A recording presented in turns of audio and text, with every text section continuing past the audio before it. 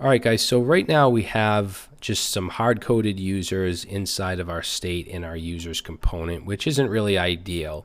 For one thing, we need to fetch the real users from the GitHub API. For another, we want to store any app level state, such as our users, in our app.js. Okay, since we're not using context or Redux or anything like that, we don't have a centralized store or anything like that. The next best thing is to have it in your app.js. That way you can easily send state down to components through props, much like we did with the, sending the users down into the user item as a prop. So let's add to our class right here, class app, and I'm going to create what's called a lifecycle method. Render is a lifecycle method. It's the only one that's actually required, but we do have others, and one is component did mount. And this will run when the component mounts. In fact, I'll just do a console log here. And if we take a look, you'll see that we get 1, 2, 3, because as soon as the app component mounted, that fired off. Now, if you ever want to make a request, an HTTP request, such as to GitHub, right when the app loads or the component loads, this is where you want to do it. So that's what we're going to do. And I'm going to use Axios. You can use the Fetch API if you want. I prefer Axios. We will be using Fetch API in the last project of this course, or I should say the third project, because I may add more. But for now, we're going to use Axios. So I'm going to stop the server with Control-C and npm install Axios. All right, so Axios is now installed, so I'm going to run npm start again just to restart our dev server. All right, and what we'll do is bring it into app.js, so import Axios from Axios, and then we're going to go into our component did mount, and I want to make a request to the GitHub API. So we can say axios.get, because we want to make a get request, and then we want the URL, which is going to be, for now, this just API github.com/users, which just gets, I think it's like 30 users, 50 users, something like that. Ultimately, we're going to search for users and get specific ones, but for now, we're just going to get these first 30.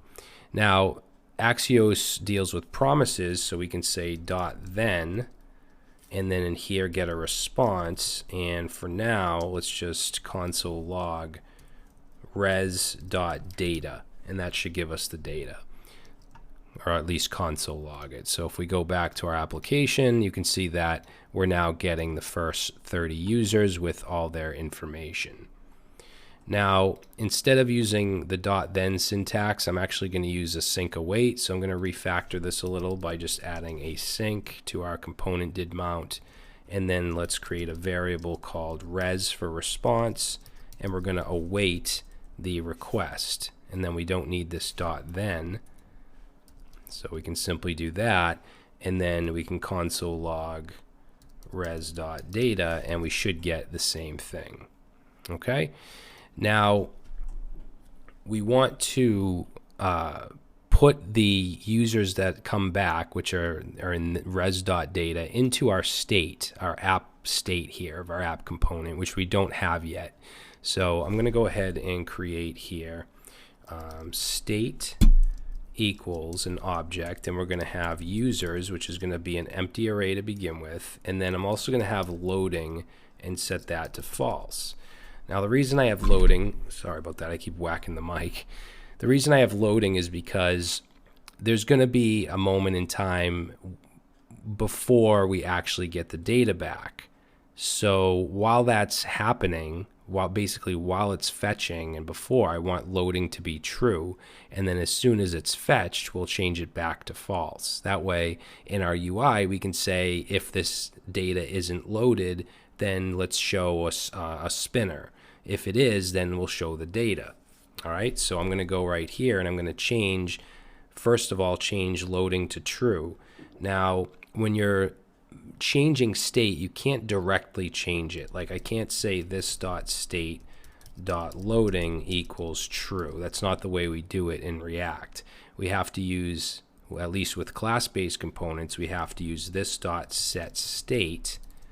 And then in here, we can pass in an object with the part of the state we want to change, which is loading, and we want to change it to true. All right, so that'll change the state to true. And then we'll go down here, and after we make the request and we get the response, then we want to reset the state. So again, this dot set state, and we're going to set two things. One, we're going to take the users and we're going to set it to our res.data that we get from the server or from the API. Next, we want to set loading back to false. Okay, so hopefully that makes sense. Now I'm going to go ahead and save this, and let's use the React DevTools. We actually haven't used them yet. So we'll jump into here, and this just shows us our structure. Instead of showing the HTML output or the compiled JavaScript or whatever, or compiled HTML, it shows us the React stuff, like our app component. You can see class name, we have our navbar component, we have our users component, and inside that we have our user item, and it shows any props. So for instance, our user item has a prop of user with this stuff in here. If we look at users, we have state, which has our 3 users. That's the hard-coded state. We're actually going to be getting rid of that. And then if we look in our app level component, we have loading, which is set to false, and we have users, which has an array of 30 users in it. Okay, so now that we have those users in state, what we want to do is pass those down into our users component through props. So down here where we have users, let's pass in 2 things. We'll pass in loading, so we can say this dot state dot loading, and let's pass in users of this dot state dot users. And I just want to mention something real quick. If you're not getting data back from the GitHub API, you might have exhausted your requests. Now, you only get like 50 requests per hour or something like that, unless you get a key, an API key, which we're going to do very soon, probably in the next video. So if for some reason it's saying, your requests are exhausted or something like that, don't worry about it. I'm going to show you how to fix that. But I just want to get this done first. So we have our users component. We're passing in loading, and our users from our state, we're passing in as props. So let's save that, and then let's go back. Let's go to users.js. We no longer need this state because this stuff is now coming in. These users are coming in as props. Okay, now all we have to do here is change this dot state to this dot props.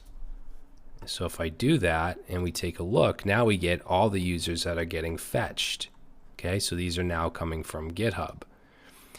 Now, what I'd like to do is have a spinner component if the users haven't been fetched yet, because there's always that, split second where they're still loading. So in the next video, we're going to create that spinner component. We're going to find out, if the users are still loading. If they are, then we'll show the spinner. If not, we'll show the users.